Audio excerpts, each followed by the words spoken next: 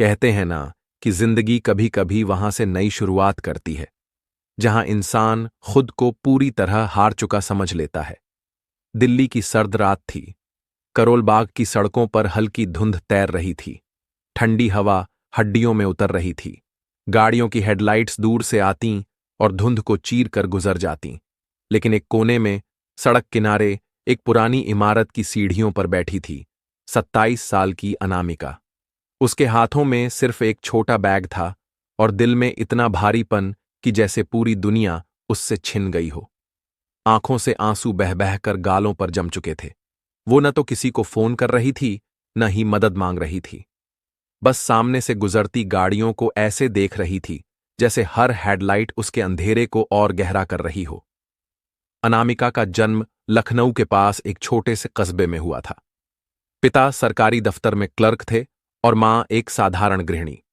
घर का माहौल सादा था, लेकिन पढ़ाई लिखाई को लेकर सख्त। बचपन से ही अनामिका में कला का हुनर था।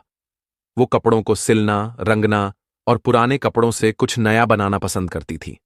स्कूल की हर प्रतियोगिता में उसके बनाए डिजाइन तारीफ पाते, लेकिन भारतीय समाज में अक्सर लड़कियों के सपनों को शादी की दीवार रोक देती है। पढ़ाई खत्म होते ही रिश्ता आया, दिल्ली में काम करने वाले समीर से। परिवार ने कहा, लड़का अच्छा है, दिल्ली में नौकरी करता है, तुझे क्या चाहिए और? अनामिका ने अपने सपनों को थोड़ी देर के लिए किनारे रख दिया। उसे लगा शायद शादी के बाद भी वो आगे पढ़ पाएगी, लेकिन सच्चाई कुछ और थी। समीर से शादी को 3 साल हुए थे। शुरू शुरू में सब ठीक था, लेकिन धीरे धीरे समीर बदलने लगा। उसका मन अब घर पर नहीं रहता। देर रात तक बाहर रहना, दोस्तों के साथ घूमना और मोबाइल पर छुप छुप कर बातें करना। अनामिका ने कई बार कोशिश की बात करने की, लेकिन जवाब हमेशा यही, तुम बेवजह शक करती हो।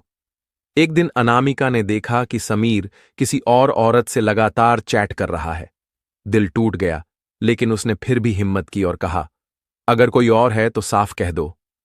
समीर ने गुस्से में जवाब दिया, हां है, और मुझे वहीं चाहिए। तुमसे अब दम घुटता है। उस शाम उसने अनामिका को घर से निकाल दिया। मायके फोन किया तो जवाब मिला, तेरी ही गलती होगी, वरना कोई औरत यूं छोड़ी नहीं जाती। ससुराल वालों ने भी साफ कह दिया, अब हमारा रिश्ता सिर्फ हमारे बेटे तक था। उसके पास बस एक छोटा बैग रह गया और एक टूटा हुआ दिल। दिल्ली की सर्द रातें वैसी होती हैं जैसे कोई ठंडी चादर आपको लपेटकर भी सुकून न दे। उस रात अनामिका करोल बाग के पास एक सीढ़ी पर बैठी थी। ठंडी हवा उसके बदन को चीर रही थी। आंखों से आंसू रुकने का नाम नहीं ले रहे थे। वो सोच रही थी, अब कहां जाऊं? कौन है मेरा? क्या जिंदगी यहीं खत्म हो जाएगी? तभी एक कैब आकर रुकी। उसमें से एक शख्स उतरा, कबीर। उम्र लगभग 30 साल। हाथ में लैपटॉप बैग, साफ सुथरा पहनावा और आंखों में एक अजीब सा अपनापन। उसने रुककर पूछा, मिस, आप यहां इस वक्त अकेली क्यों बैठी हैं? सब ठीक है? अनामिका चुप रही। जवाब देने की हिम्मत नहीं हुई। कबीर थोड़ी देर खड़ा रहा, फिर धीरे से बोला, देखिए, मैं आपकी परेशानी हल नहीं कर सकता, लेकिन इतना कह सकता हूं कि आपको इस हालत में सड़क पर अकेले नहीं बैठना चाहिए। सामने कॉफी शॉप है, चलिए, कम से कम एक गरम चाय मिल जाएगी। पहले तो अनामिका ने मना किया, लेकिन जब ठंडी हवा का झोंका उसके भीतर तक उतर गया तो उसने सिर हिला दिया। कॉफी शॉप में दोनों आमने सामने बैठे। कबीर ने 2 चाय मंगवाई। कुछ देर तक दोनों चुप रहे। फिर कबीर ने कहा, कभी कभी हमें लगता है कि हमारा रास्ता तय है, हमारी मंजिल तय है, लेकिन अचानक वो रास्ता टूट जाता है।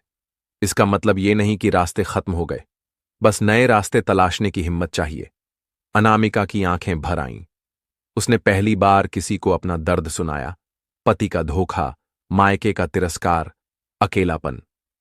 कबीर बीच में नहीं बोला, बस सुनता रहा, और कभी कभी सुनने से बड़ा सहारा कोई नहीं होता। बात खत्म होने पर कबीर ने मुस्कुराकर कहा, आप सोच रही होंगी कि मैं क्यों मदद कर रहा हूं। सच कहूं तो शायद आज मुझे आपकी जरूरत थी। इंसानियत अभी मरी नहीं है। उस रात अनामिका के पास ठहरने की जगह नहीं थी। कबीर ने कहा, मेरे घर में 2 कमरे हैं, आप चाहें तो वहां रुक सकती हैं। मैं बाहर वाले कमरे में रहूंगा। सुबह आप अपने हिसाब से निकल सकती हैं। अनामिका थोड़ी झिझकी, लेकिन मजबूरी इंसान को अजनबी पर भरोसा करना सिखा देती है। कबीर का फ्लैट साधारण था, लेकिन सुरक्षित। अनामिका ने पहली बार थोड़ा चैन महसूस किया। थकी हुई थी, इसलिए बिस्तर पर जाते ही गहरी नींद में चली गई। सुबह आंख खुली तो खिड़की से धूप आ रही थी। कबीर ऑफिस के लिए तैयार हो रहा था। मुस्कुराकर बोला, नाश्ता बना है, खा लीजिए। चिंता मत कीजिए, आप सुरक्षित हैं। दिन बीतते गए। अनामिका धीरे धीरे अपने गम से बाहर आने लगी। वो घर के काम संभालती, कभी कॉफी बनाती, कभी कबीर के लिए खाना। कबीर ने कभी एहसान जताने की कोशिश नहीं की। उसके व्यवहार ने अनामिका को धीरे धीरे अपनेपन का एहसास कराया। एक दिन कबीर ने पूछा, आप आगे क्या करना चाहती हैं? जिंदगी ऐसे रुकी तो नहीं रह सकती। अनामिका ने कहा, मैं फैशन डिजाइनिंग पढ़ चुकी हूं, पर शादी के बाद कभी काम करने का मौका नहीं मिला। कबीर की आंखों में चमक आई। तो फिर क्यों नहीं, हम एक ऑनलाइन हैंडलूम स्टोर शुरू कर सकते हैं। आपका डिजाइन और मेरा मैनेजमेंट साथ में बहुत कुछ कर सकते हैं। शुरुआत छोटे से कमरे से हुई। एक सिलाई मशीन, कुछ कपड़े और ढेर सारी उम्मीदें। कबीर ने वेबसाइट बनाई, अनामिका ने डिजाइन तैयार किए। पहले महीने मुश्किल से 1-2 ऑर्डर मिले। अनामिका ने खुद पैकिंग की, खुद बॉक्स पर नाम लिखा। जब पहली कमाई हाथ में आई तो उसकी आंखें भर आईं। उसने नोट तकिए के नीचे रख दिए और कहा, यह मेरी पहली कमाई है और पहली बार लगा है कि मैं किसी की मोहताज नहीं हूं। धीरे धीरे लोग उसके डिजाइन पसंद करने लगे। वो अब बेचारी छोड़ी हुई औरत नहीं, बल्कि डिजाइनर अनामिका बन गई। कबीर अब सिर्फ मददगार नहीं था, वो उसका सबसे अच्छा दोस्त बन चुका था। अनामिका ने एक दिन कहा, आपने मुझे सहारा नहीं दिया, आपने मुझे खुद खड़ा होना सिखाया। अगर उस रात आप ना मिलते तो शायद मैं आज भी सड़क पर बैठी होती। कबीर ने बस इतना कहा, कभी कभी अजनबी जिंदगी में सबसे अपना बन जाते हैं। समय के साथ उनकी दोस्ती भरोसे में और भरोसा धीरे धीरे प्यार में बदल गया। कुछ महीनों बाद जब अनामिका का ब्रांड मशहूर हो गया तो एक शाम कबीर ने कहा, अनामिका, अब तक मैं तुम्हारा सहारा नहीं, तुम्हारा साथ ही रहा हूं, लेकिन अगर तुम चाहो तो हम ये सफर हमेशा साथ चल सकते हैं। अनामिका की आंखें नम हो गईं। उसने कहा, मैंने सोचा था मेरी जिंदगी यहीं खत्म हो गई है, पर आपने मुझे नया जीना सिखाया। और हां, मैं चाहती हूं कि अब यह सफर हम साथ मिलकर तय करें।